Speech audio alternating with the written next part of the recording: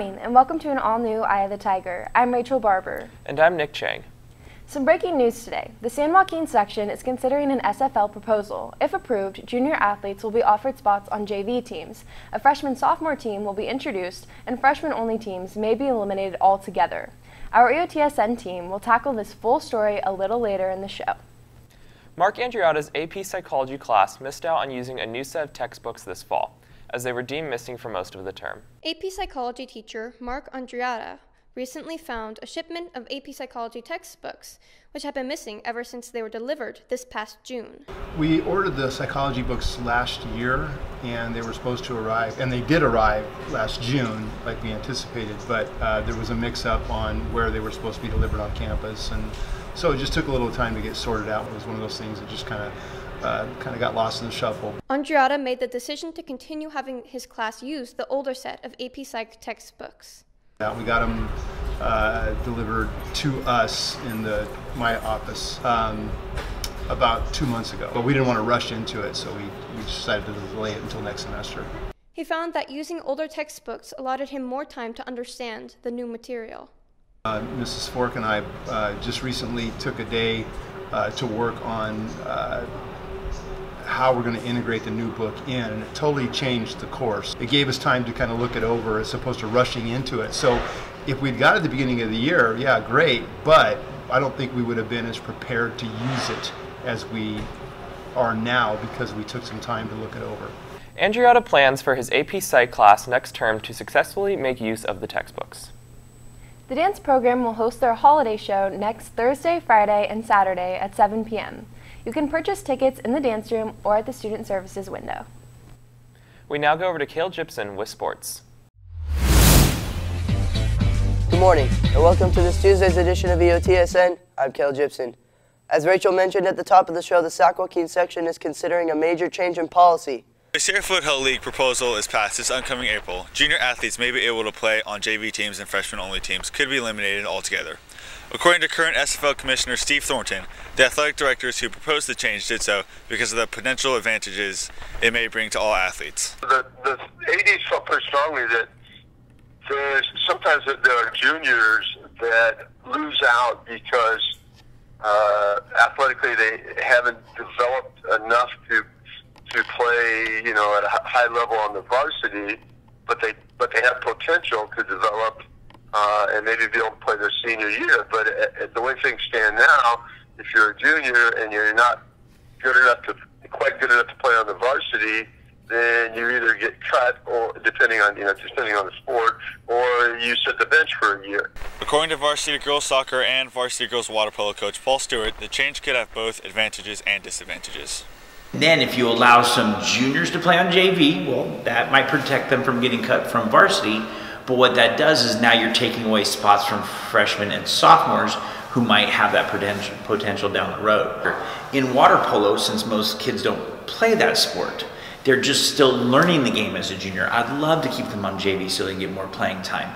Darned if you do, darned if you don't. RHS girls varsity basketball coach Josh Ehrkart thinks that the change could actually help those students that aren't prepared as juniors to play varsity. I think it's good for kids that want to be involved and might not have the opportunity to do so.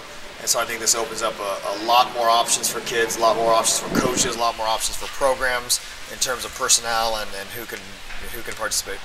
In other sports news, the varsity boys basketball team took on the Castle Roble Rams last Friday night. The Tigers would go on to destroy the Rams with a score of 74-41. The girls varsity basketball team put on a good show in Bremerton, Washington, as the team would go on to beat Olympic High School with a score of 53-24 and Port Townsend High School with a score of 71-30. And that's it on your home for Roseville High School sports. Top plays, breakdowns, and more. Eye of the Tiger Sports Network, EOTSN. Now we go to Jackson with entertainment.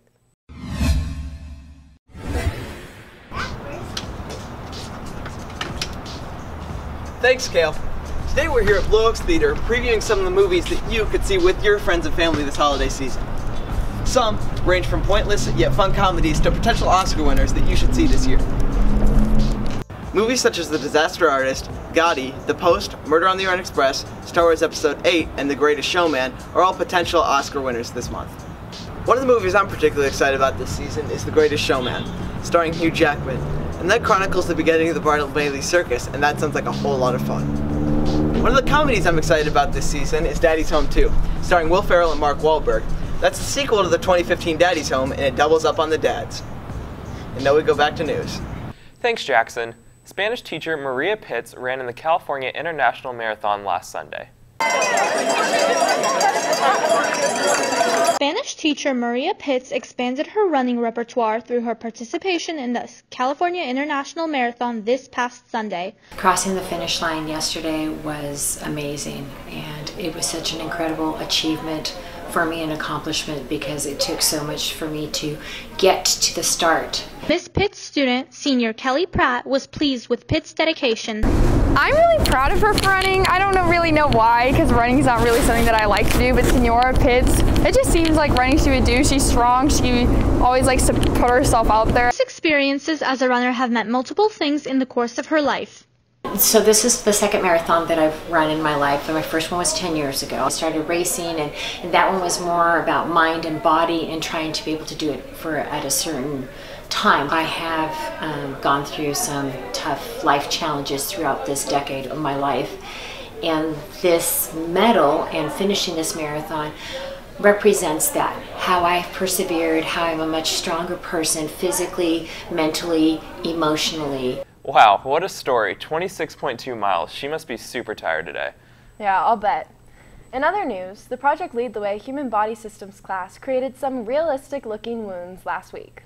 Using makeup and other creative materials, HBS brought fake burns in the first, second, and third degree to life in their latest unit. So basically we had to research the different degrees of burns. We searched first degree, second degree, and third degree burn, and then we got pictures of them, and we tried to recreate those with makeup and stuff like that on our body of the different burns. Well, I got to see the actual burns, or a pretty close representation of them, and I got to learn how doctors treat them and the antibiotics that they use. HBS students said they enjoyed the simulation. That's it for us today on Eye of the Tiger. And remember, we're always on EyeOfTheTigerNews.com. See you next time.